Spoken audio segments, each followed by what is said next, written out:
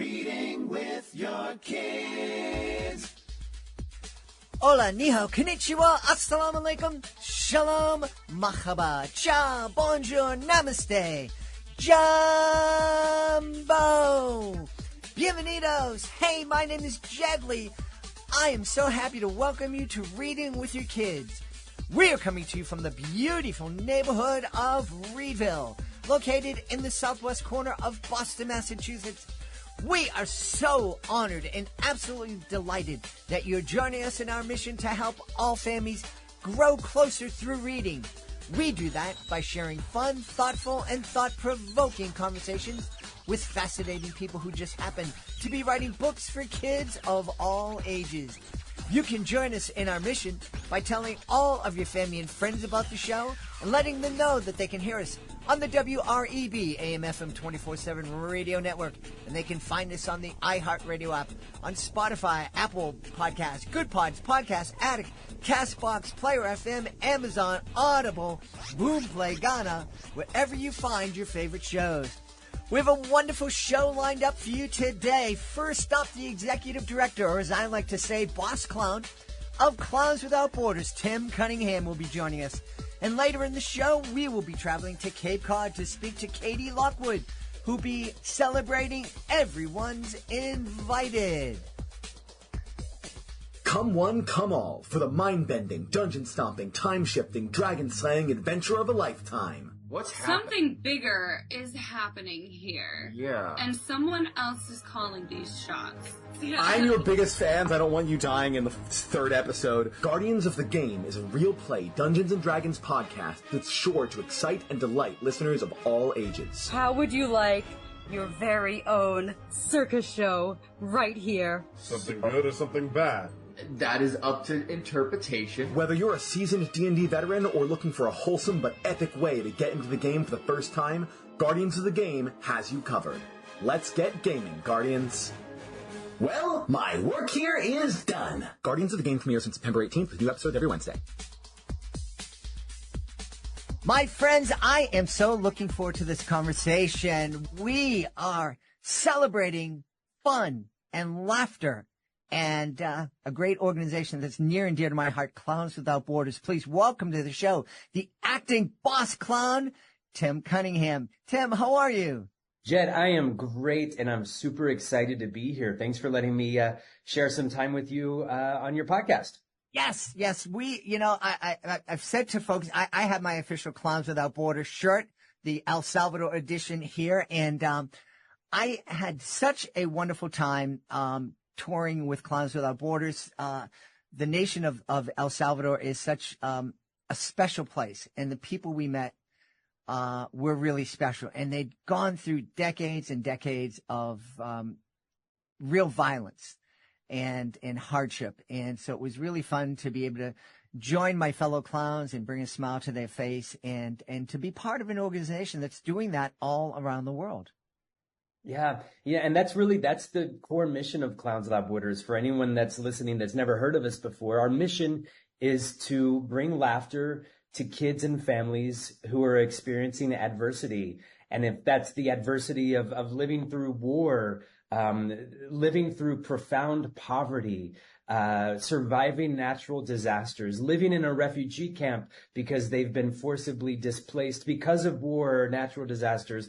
Our mission is to go wherever we're invited, bring professional clowns, professional actors, acrobats, magicians, movement people, physical theater people to simply do one thing, to share laughter.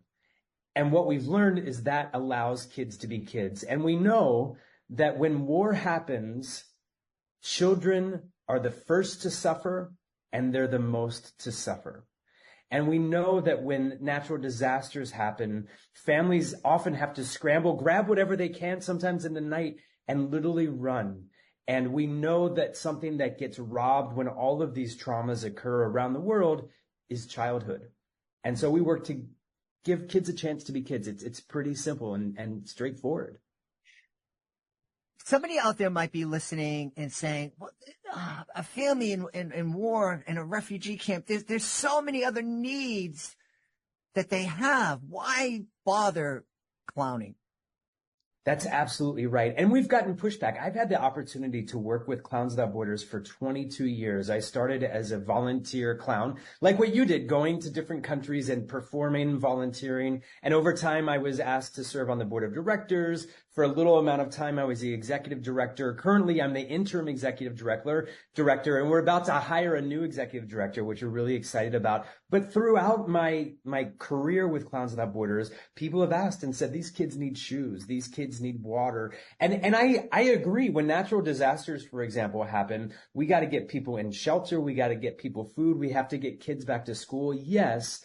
But something amazing has happened over the last few years with Clowns Without Borders. When natural disasters happen, large NGOs, a non-governmental organization, will call us within a few days of the disaster and say, can you bring in the clowns? And so we'll say, okay, if we can partner with you, you've got a safe place where we can do performances, safe for the kids in the audience, we'll come and do this work. And what we've learned, and Jed, there's actually a lot of really interesting research and science to back this up, to say, yeah, people need food, they need shelter. Yes, they also need the opportunity to be together, to laugh together, and to play together. And there's a sense of healing. And there's some evidence that says the sooner you can give that to people who are suffering, the more positive their healing trajectory is going to be, and the more positive the outcomes are going to be. So folks that say, yeah, people need food, water, shelter, you're absolutely right. And if we can offer what I call the icing on the cake, while people are getting those basic needs, we can add the icing, which is the laughter and the play and the joyfulness. That's how we can really help people heal. I am all on board with this. I know I'm one of those positive, really annoying positive guys. You are annoying. Every time we talk, Jed, you're so annoying and positive, and I'm like, how do I deal with this? And then when we hang up the phone, I feel so much joy in my heart for like a month afterwards. Well, I know from my life that that positive outlook, it is helpful. And there's science, as you said, there's science to back up. When you live gratefully, when you have that positive attitude, you are healthier, you're stronger, you heal quicker. And so it just makes sense that if we're able to bring a little bit of joy into people's lives, then they're going to experience the same benefits. That's right. And you're more creative. We have a story. Clowns Without Borders is full of stories. And one story that I learned after the first Haiti earthquake, we were asked within a week to send a team of clowns down. I helped organize a team. I didn't go down, but I helped send a team down. And the team was doing a performance one day, and they did the disappearing handkerchief trick, where you take a handkerchief and you put it in your hand and it disappears, and then it comes out from your ear or someone's hat or whatever. And they were doing the gag. And there was a young girl in the audience who was really engaged and smiling. And so one of our clowns saw the girl, connected with the girl, handkerchief disappeared in the clown's hand. And then the clown went to the girl and pulled it out from behind her ear, and the child laughed. Simple as that. 7-year-old child. And there was a psychologist in the audience who was supporting this refugee camp, people that had lost their homes in the earthquake, living in tents, who gasped when that happened.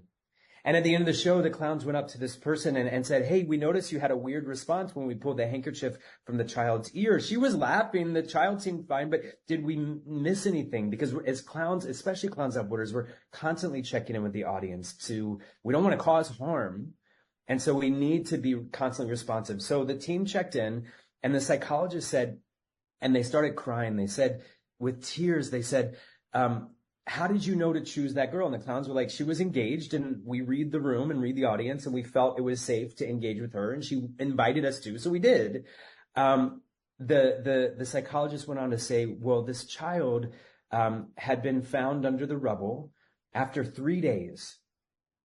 Buried under the rubble. She was rescued. They found her laying next to her mom who had died. Probably her mother covered the child to protect the child from the rubble.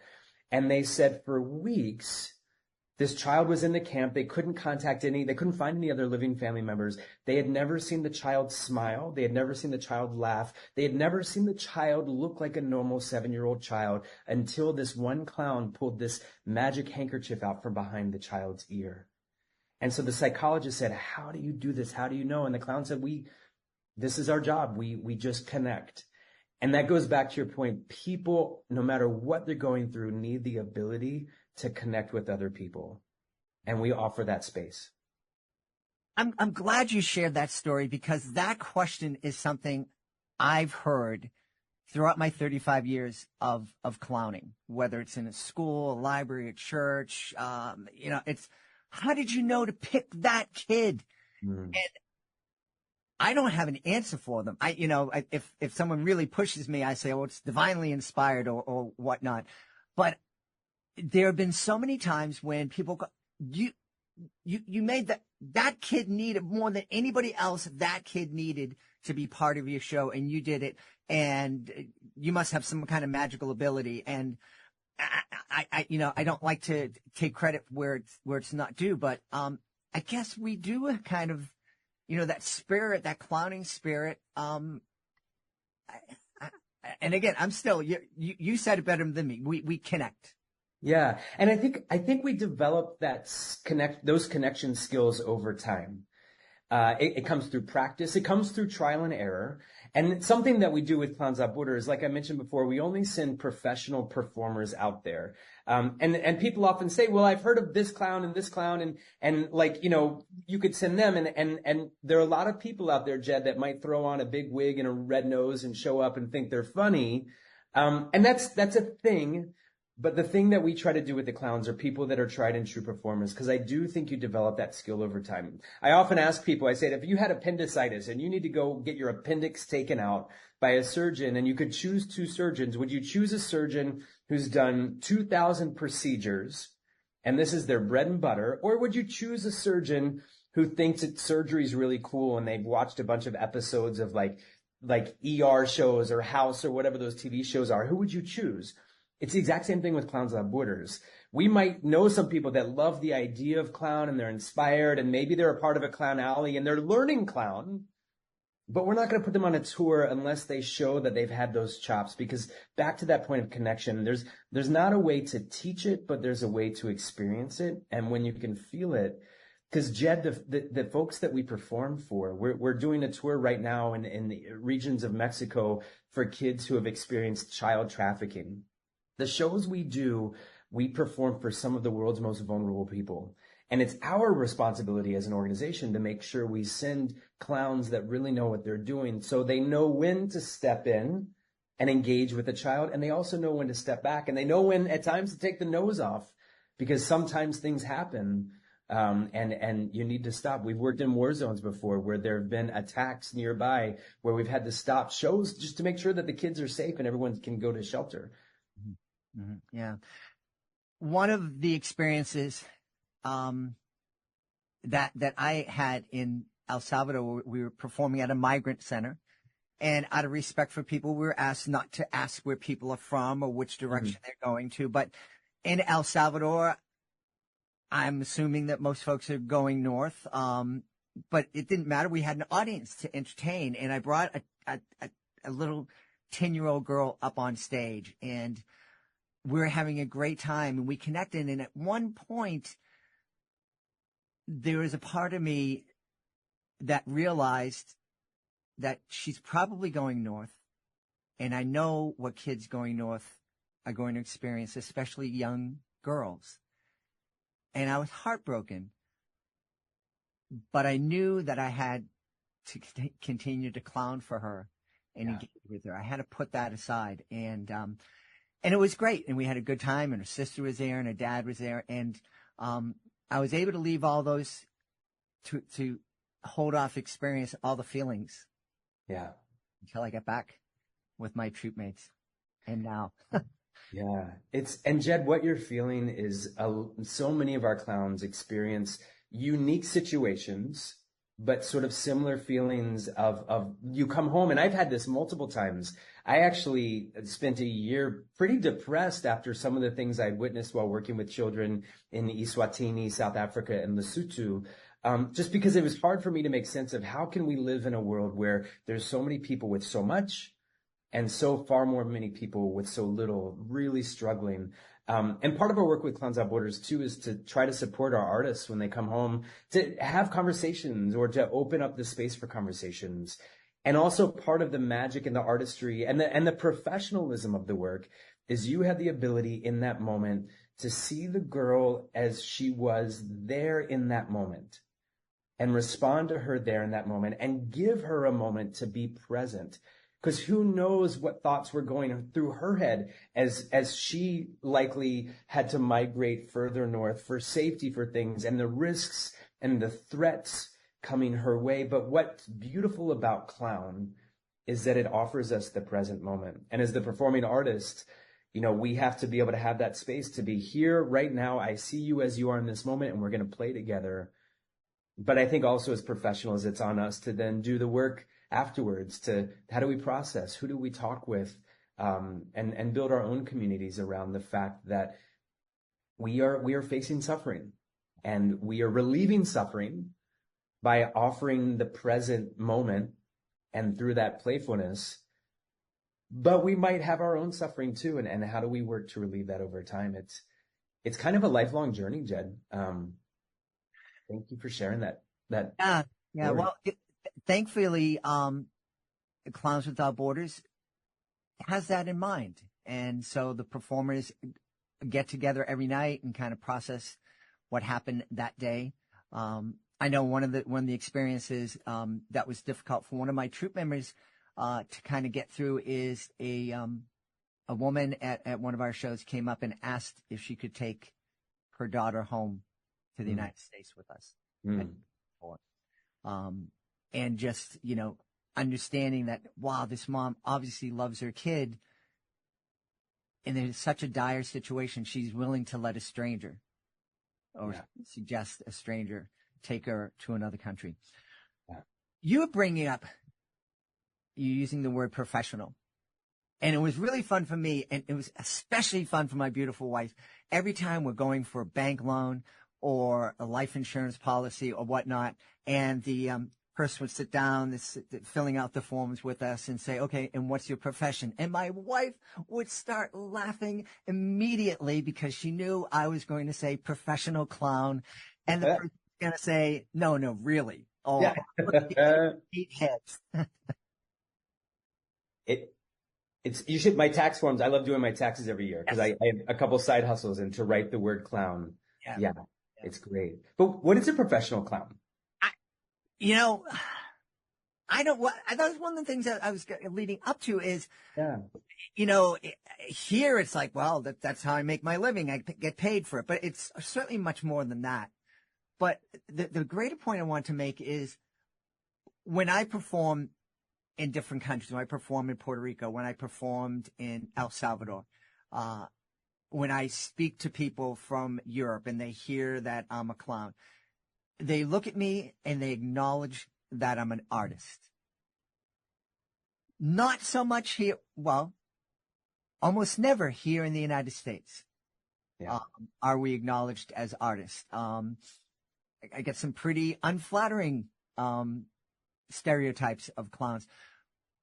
And it's, I know people attribute it to Stephen King's It, but it's been longer than that. When I was a kid, it was like, don't be a clown. Stop acting like a clown. Don't be Why do you think that might be? And what can we do as clowns to kind of help change that perception here? I think there are a few things we can do. And I'm reflecting, this is a big election year. And every 4 years, when there are big elections especially, I see in the media comparing politicians to clowns.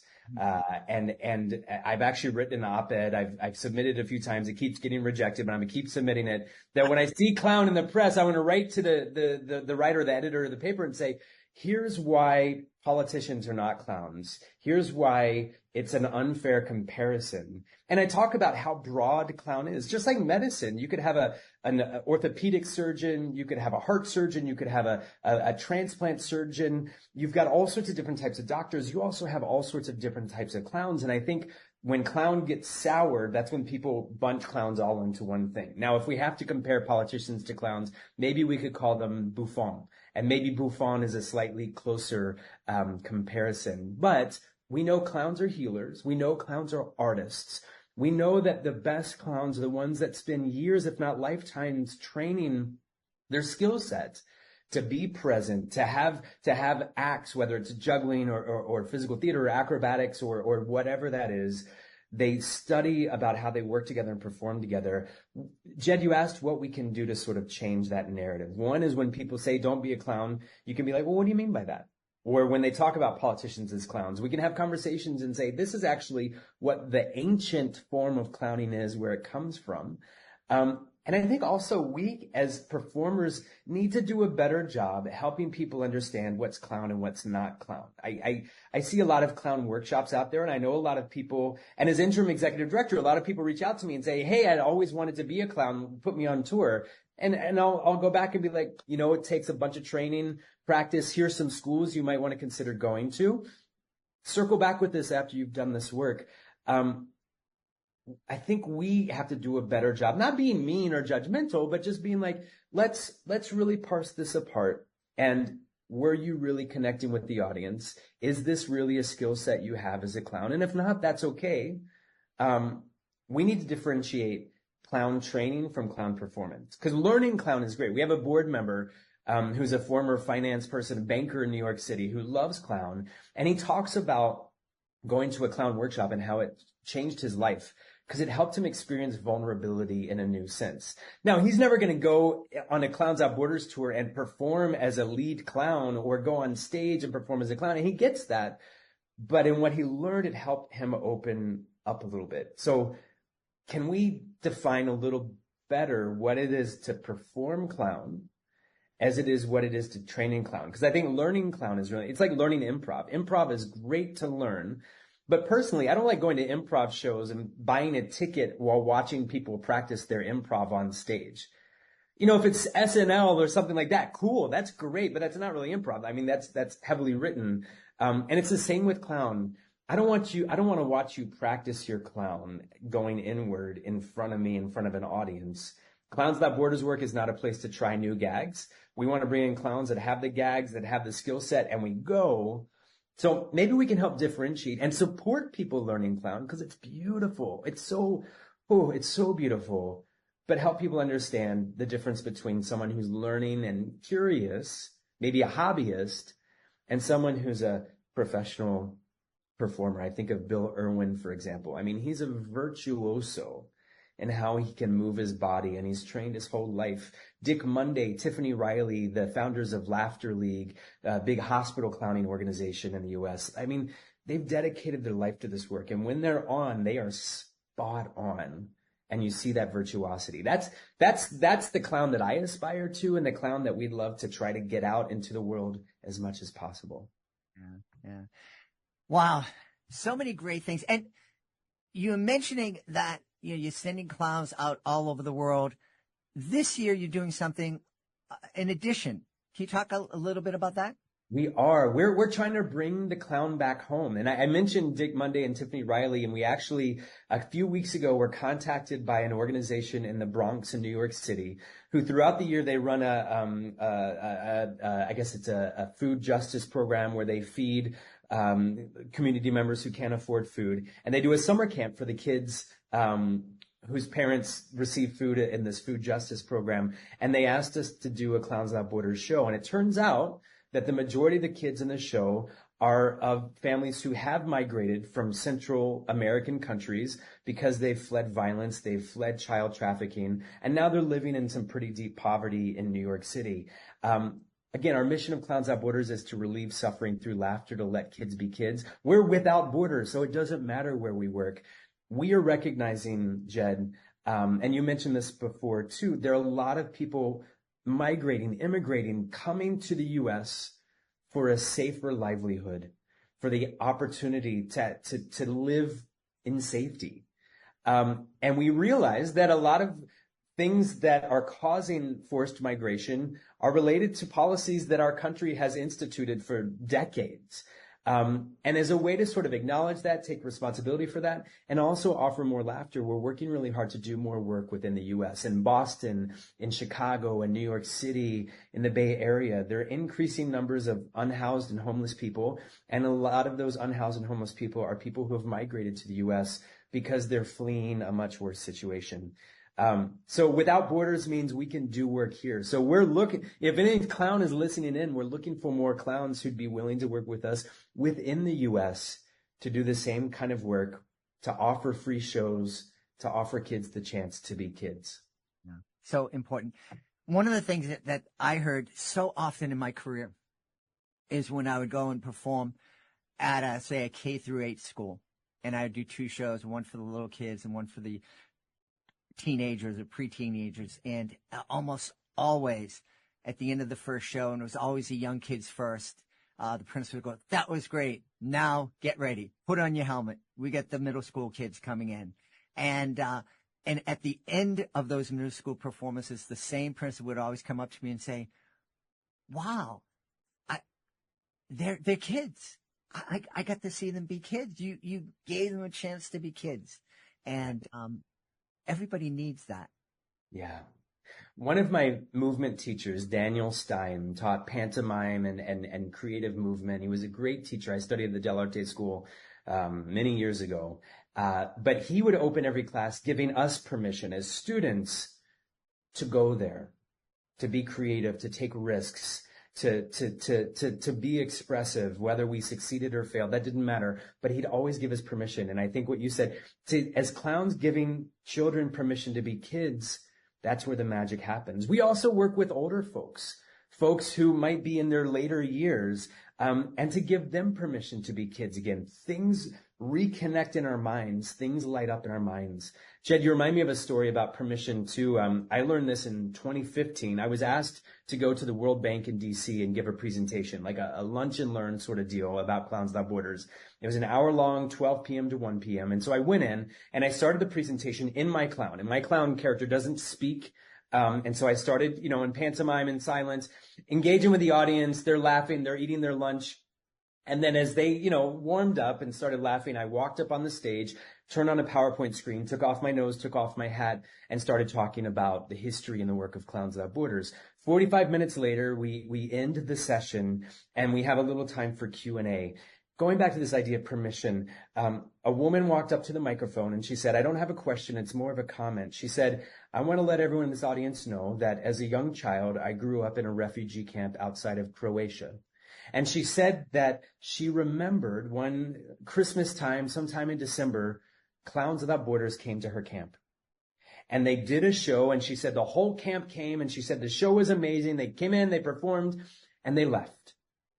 And she talked about year after year, every December time, she would get together with her girlfriends, and they would reenact what they remembered about the clown show. And they essentially rewrote the clown show, and she said, that reenactment from this one show that happened one time, the clowns gave her community permission to play, to be kids, just to relax and laugh.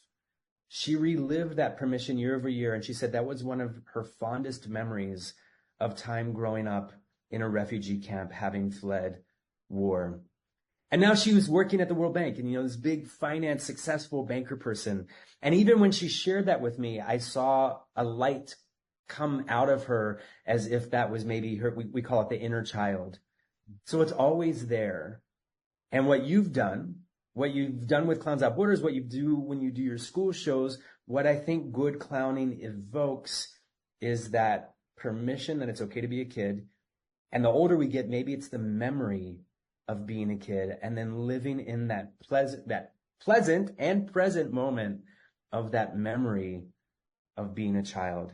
And if that's not healthy, and if that's not so important for our bodies, our hearts, our minds, our souls, I don't know what is. We should tell everybody what they can do to help to help bring this joy to kids all over the world. Thanks, Jed. So Clowns Without Borders is a 501c3 nonprofit, meaning we accept tax-deductible donations. And quite frankly, we don't have a revenue cycle, meaning we function because of donations. We don't make money. All of our shows are free. We don't charge for shows. So we rely on donations. So if you're interested in learning more about Clowns Without Borders and maybe making a donation, you can go to www.clownswithoutborders.org. It's all lowercase, all one word, www.clownswithoutborders.org. If you'd like to donate, you can go there. If you want to learn more, we've got a great blog post. Maggie Cuna, our director of communications, is always updating our blogs, talking about our work. If you're an artist and want to work with us, you can go to links on our website, clownswithoutborders.org, to sign up to work with us, fill out a form. If you want to host a fundraiser, Jed, you and I have talked about it. Other folks reach out. If you want to host a fundraising party, just to raise awareness and some funds, we can support you in doing that too. Or if you've got a crazy idea that we've never thought of, reach out to us on the website. We will get back to you. Maggie and I are on our checking our info email daily. We don't always respond that day, but we will get back to you. Let us know what you're interested in. Share your ideas with us and help us share laughter. I don't know about you, Jed, but I'm really worried about this world, and we need more laughter. We absolutely need more laughter. And I want to thank you for allowing me to be part of Clowns Without Borders. And I hope we can continue to work together. In the meantime, please check it out. I think there's a program called Being a Joy Maker, where folks can make a very, very affordable spend more at breakfast. And what it takes to be a joy maker. And it's a monthly gift, and it's I ask authors oftentimes, do you ever think about the families that are going to be reading your book together, and all the hundreds of families? And they're always, no, I've never done that. Well, if you want to experience something like that, you don't have to write a children's book. You can become a joy maker, and every month give a very small gift, and just imagine that you are helping to bring smiles to kids in need all around the world. All around the world. Absolutely. Just to reiterate, we've learned it costs about $11 to bring one kid to a clown show. So imagine that. Could you give $11 a month? You could give $5 a month, and that still has a significant impact as a joy maker. And we'll circle back with you. We're building some programs right now. If you sign up as a joy maker, we'll send you special letters and newsletters to give you sort of a special insider's view on the impacts that your work is making. So thanks, Jed. Thanks for being a joy maker with us. Thank you for all your support. And maybe we'll have a Clowns Without Borders book someday. I'd love to come back on to talk about our Clowns Without Borders book that shares all of these really cool stories. You got it, my friend. We've had a great time speaking to the boss clown of Clowns Without Borders. Our guest has been Tim Cunningham. Hey, Tim, thanks so much for being with us. Thank you, Jed. It's a joy to talk with you always. This episode of Reading with Your Kids is brought to you by Carol Selleck's Musical Me collection of picture books. This collection inspires kids to embark on a musical journey, and you're going to love it. Play for Me, Peter captures the excitement, challenge, and joy of making music.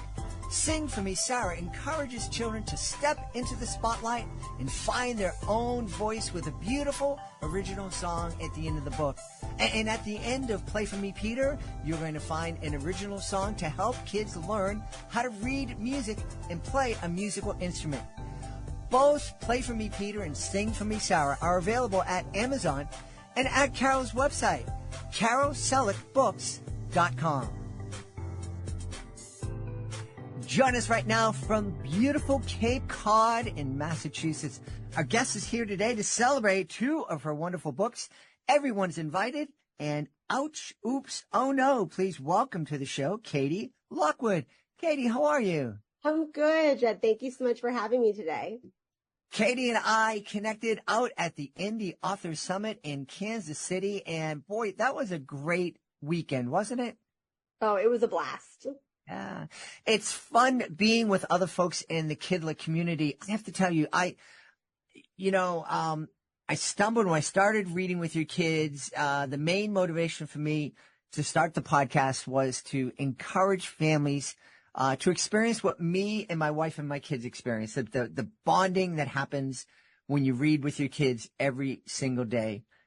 And that just grows into watching TV together, going to movies together, and now that they're adults, going on trips together, and it's such a wonderful thing. I had no idea of the many, many other benefits that comes when you read with your kids.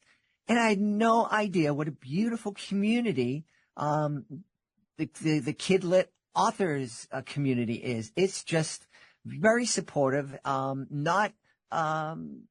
I don't think I've met a person with a competitive bone in their body when it comes to their kids' books. It was so nice connecting with everyone else in the same space at the summit, just all working on their own businesses and brands, but just all really coming from such a positive spot of kind of what fuels their reasons for doing it. Yeah. So let's talk about Everyone's Invited. You just shared with me that it was originally titled Why Me Mama. Tell us about the book and why did you decided to change the title? Yeah, sure. So my background is I am a mental health therapist and a prior educator. I was a teacher.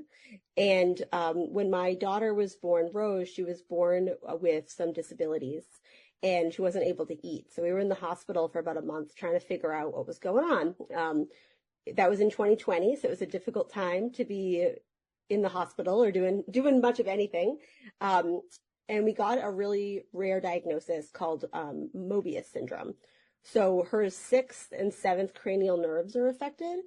And so when we eventually got out of the hospital and got home as a teacher, I was like, okay, give me the books. Where are all the books so that I can, help Rose learn about herself and her own difference, as well as educate people, everybody's different. And I couldn't find it. So I decided that wasn't going to be okay. And I did a Kickstarter and I raised about $23,000 and I was able to create Why Me Mama. And so Why Me Mama, I'll show you. It's beautifully illustrated by Eugenia Arakina that I connected with online. And every character in the story is inspired by a real child with a different disability. In Mobius syndrome, it's a pretty overwhelming diagnosis. There are about 23 different things that can be present.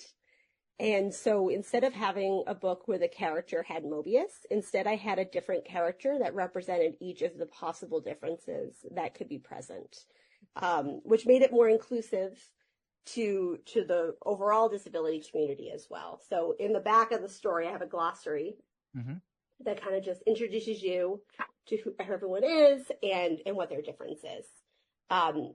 So I released that about 2 years ago, and I think it's had a lovely response that families really appreciate seeing like such vivid illustration and representation of different differences. As I said, I wasn't a writer, so it's a little wordy. There's 48 pages. There's probably 1,100 words, all of the things that kind of from researching the market and what's expected, things it just doesn't work completely. I think I made some really good decisions. I chose a fabulous illustrator to work with. They're all hand-done watercolor illustrations, which definitely saves me, right, from the any issues I have with the writing.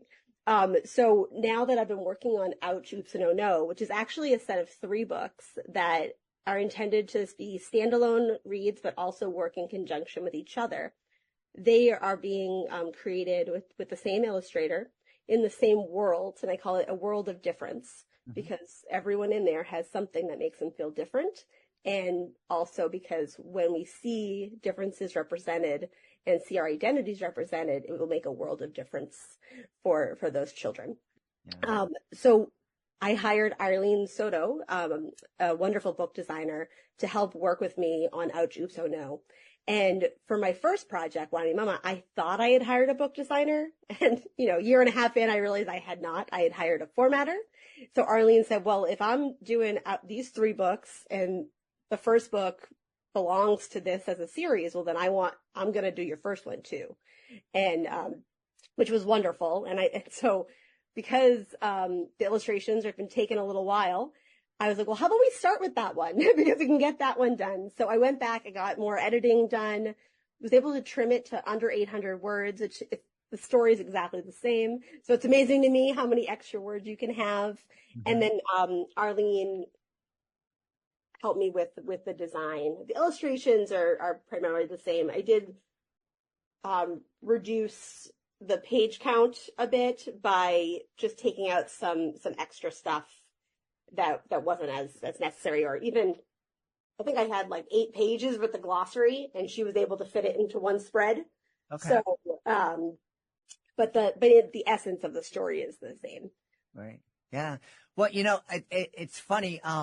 My beautiful wife was with me out at the summit, and She was a special education teacher for 34 years, and of course, she's seen thousands upon thousands of books, and also we get books here at the house for the podcast every day. And she is very quick to make a judgment.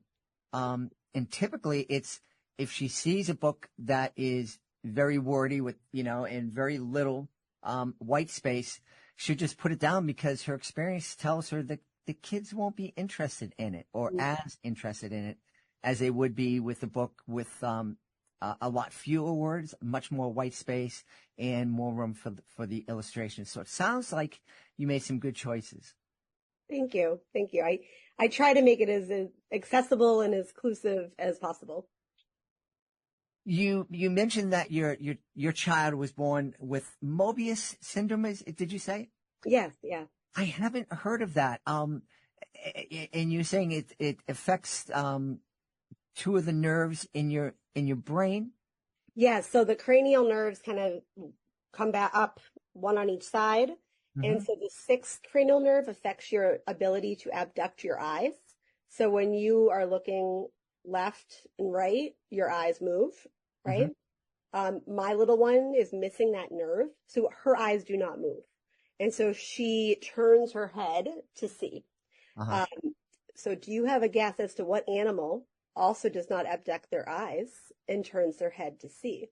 I should know this. I'm thinking maybe some type of lizard, maybe?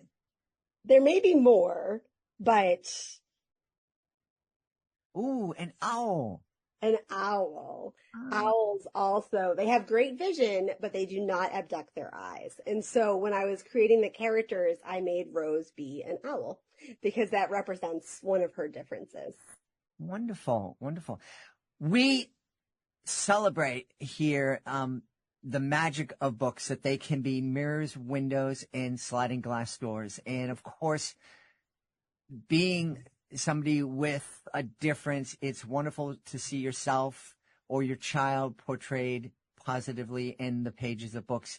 But I really think the real magic of books is that they can be windows that allow kids to see people who are different, who might come from a different culture, have are learn differently, get around differently.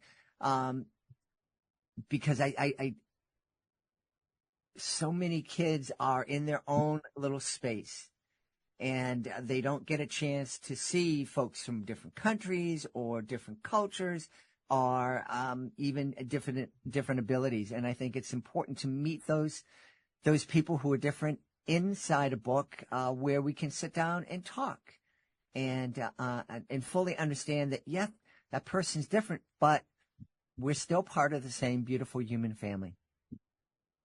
Yeah, absolutely. I think something that I find important is in this story, I have a list of discussion questions that families, there are some books that are illustrated for children to be really gravitated to, right? And that they're going to grab them and they're going to touch them there. This isn't one of those books. This is a book that you read as a family, that you talk about bigger things, and as children grow, you delve into the discussions in different ways. So, I ask, do you ever feel different? What does it look like to be a good friend? How could you ask a question about someone's differences without hurting their feelings? And if you saw someone being mean to someone with a difference, what could you do? So there's also, I think, something is that some differences or just adaptations are not things that we really think about much. Even, your glasses are an adaptive device. And I used to be a disability advocate when I first got out of college. And so I wanted to put in some layers. So on this page, all these different characters struggle to eat, typically.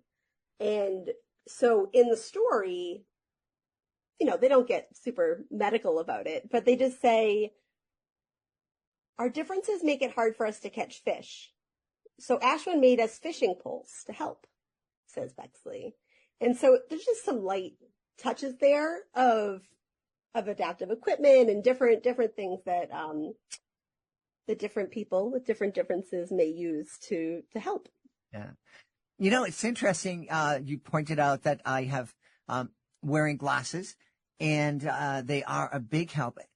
One of the things that I find fascinating is, now I'm almost 100 years old. So back when I was a kid, if somebody wore glasses, there might be jokes made about it, about them. If somebody had braces, there were jokes. Nowadays, I don't see that same thing happening. And every kid has braces. If you don't have braces, you're the person who's different these days. Mm-hmm. Do you think we'll get to the point where people won't be noticing the differences, or it won't be, just be another part of daily life?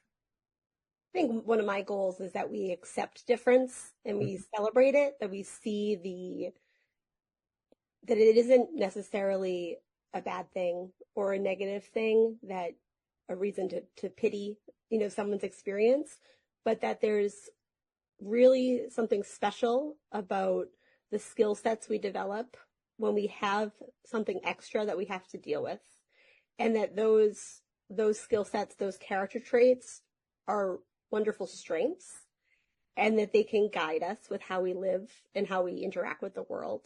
Mm-hmm. And so I hope that as a society, we start to see disability and difference as something to be valued and celebrated. Yeah. And I don't know if we'll get there, but that's my hope. I'm curious. You just refer to yourself as you said that you were a disability advocate. You don't see yourself as an advocate these days? I absolutely do. I went to school for public relations and journalism initially, and then only applied to nonprofits. I said, okay, Katie apparently does not want to make any money. And then I did Teach for America and taught special ed. And then I became a school counselor. And in every role that I've ever had, I have always used my public relations degree, even though it's never been formally. And I've always been an advocate for families with disabilities. And I think that you can get bogged down in the bureaucracy in society and things like that, but there's always ways to have an impact. Mm-hmm. And I'm disabled myself. I have cystic fibrosis and diabetes. And during the COVID pandemic, I was fired from my job in a school because I asked for a disability accommodation. It devastated me, because since I was 16, I had worked and I did everything in my life possible to have a good job with good health benefits. And then that experience just showed me that how easily it was to not care about an individual. And, while it was hard, it also gave me some wonderful silver linings. And one of which was the time to be able to write Why Me Mama, so that other children would be able to see themselves represented. And that was one of the things that really hurt me about my job situation, was I served as valuable representation to students, that someone with a disability could be a professional and could interact, even if their body beeped, right? Or if they had to take extra sick time, that has value. Mm-hmm. And children don't get to see that in so many different aspects. So I think really I consider myself more of an advocate than an author. Mm-hmm. Mm-hmm. Yeah. Well, I certainly see you as an advocate, not only for yourself and for your child, but also for many people that are faced with challenges. This is a question that just kind of popped into my head. I too worked. And folks who listen to the show regularly have heard this. I worked back in the 80s, back before it was cool to be inclusive. I worked at a school for kids with severe developmental disabilities.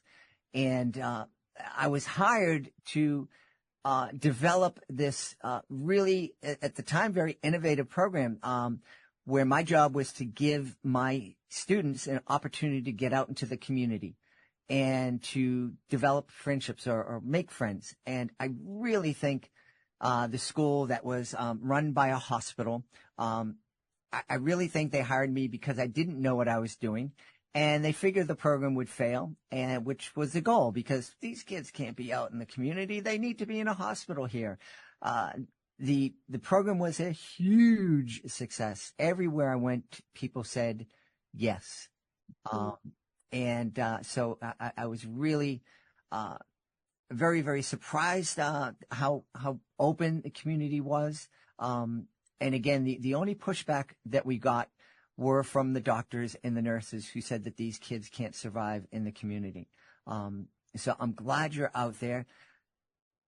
I'm glad we've made progress from back when I created a disabilities awareness video called Meltdown: The Walls That Separate back in 1989, and shortly thereafter the Americans with Disability Act was passed. But I don't think we've moved forward a whole lot from there. We have more curb cuts and more accessible buildings, but it's still a challenge. There's many different models of disability, and the medical model, kind of what you're referencing, has always been difficult. But really, I think now it's more about the society and how people with differences are viewed by society, and that people can be very quick to cast judgments and to not really get to know people as individuals. Mm-hmm. And I see that as not just about negative things, but also, people talk about people being inspirational, right? And things like that are we seeing the disability, or are we seeing the person? Mm-hmm. And disability is normal. It affects about 25% of people. Mm-hmm. It's a little bit, maybe like 15 to 18% of children have a disability. And, it runs the gamut of what that looks like. But, it's the one thing that doesn't discriminate based on your gender or, your culture or your background, your socioeconomic status, although it definitely makes a big difference, in how your life is based on those other factors. But, it's an interesting thing, and it's really time for another movement. Yeah. I've seen some progress in other issues, and I'm very nervous that our recent experience with the pandemic has really set back disability rights. There was about a month there that I felt very united with the world. Mm-hmm.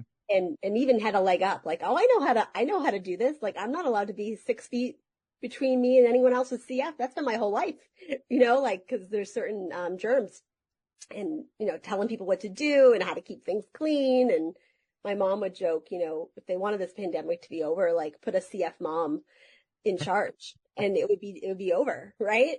But after a few weeks, people, they got sick of it. They wanted to get back to life. And I get it. Yeah. We couldn't do that, and,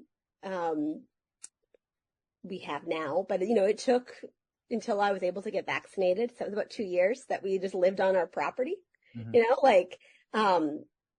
But I'm concerned about that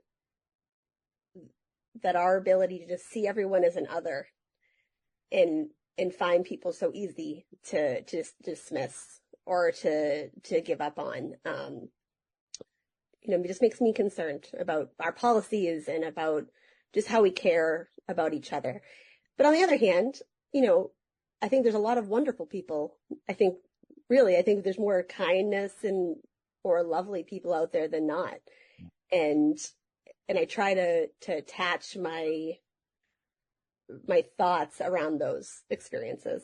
Yeah. About, even with thinking that COVID was such like an imprint, but like, my friends that would go to Costco and would always say, what can we get you while we're there? Well, we'll drop off. They made, people making bread all the time. That was lovely. I'm ready to go back to the people making bread every day. And just ways of connecting, right? And even during difficult times. We had 2 Thanksgivings and Christmases outside on a picnic table. Oh, neat. 2 years of outside Christmas. We're in New England, like it was kind of chilly. But my husband built a 15-foot picnic table so that each family could be 6 feet apart. And, it might have to be a book someday, but we'll see. Wow. This is, I think lots of families are going to benefit from reading your book and more importantly, talking about it. Where can we go to find out more about, Everyone's Invited and find out more about you? Yeah. So my brand name is Acorn Cottage Press. So on Instagram, acorn_cottage_press. There's also a website, same name to reach out to me via email. Everyone's Invited is available in softcover right now on Amazon, as well as my first edition, Whammy Mama. Ouch, Oops, and Oh No are available for pre-order right now on BackerKit. And Rose Owl is being created, and hopefully I'll have it in a few months. But I consider myself a social good company. So every project that I do, I have a very strong donation component to it. So with my first Kickstarter, I was able to donate about 500 copies of Whammy Mama. The Ouch, Oops, Oh No set, there will also be a lot of donations, and that will be more focused on to local classrooms. And then Rose Owl, I'm donating a Rose Owl plushie to every child with Mobius at the next conference, which is next July. And my next, I feel like I'm going on, there's a lot of things, but, and my next project that I'm launching is called My Body Beeps, and that is about growing up with diabetes. And I'm really excited about that. And I'm launching it on Booktopia on BackerKit on September 5th. So if you want to check that out, you can always add on any of my other projects as add-ons. Boy, so much going on. Well, we've had a great time speaking to the author of Everyone's Invited. Our guest has been Katie Lockwood. Katie, thanks so much for being with us. Thank you so much for having me. I appreciate it. We hope you've enjoyed this episode of Reading with Your Kids and will join us for the next exciting episode of the show. In the meantime, please be sure to connect with us on social media, facebook.com/readingwithyourkids, at Reading With Your Kids on Instagram, and at Jedley Magic on X. Of course, we'd love for you to visit our website, readingwithyourkids.com. Want to thank the folks who made today's show so wonderful. Of course, we'll start by thanking our guest, Katie Lockwood. Please be sure to check out Everyone's Invited and, of course, Tim Cunningham. Please consider becoming a joy maker and spread the medicine of laughter around the world. I want to thank my team, Fatima Khan, Chris Doherty, Rory Grady, Judy Hu, Stella Sheree, Hannibal Sanj, Alyssa Montiero. I want to thank my beautiful wife for all the support she gives me. Most of all, we all want to thank you. Thank you so much for joining us today. And as always, thank you so very much for taking the time to make the world a better place. And you do that every time you read with your kids. I'll be looking for you in the next episode of Reading with Your Kids.